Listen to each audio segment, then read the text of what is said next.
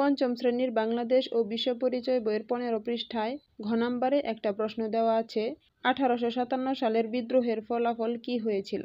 এর উত্তরে আমরা লিখব 1857 সালের বিদ্রোহের কয়েকটি ফলাফল নিচে দেওয়া হলো।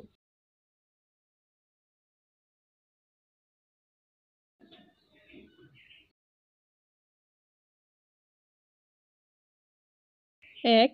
এ বিদ্রোহে প্রায় 1 লক্ষ ভারতীয় বিদ্রোহ নিহত হয়েছিল।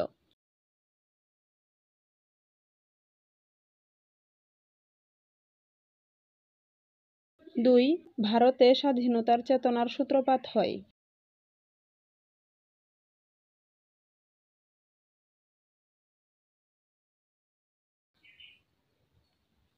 3. ব্রিটেনের রানী ভিক্টোরিয়া সরাসরি ভারত শাসনের দায়িত্ব নেন।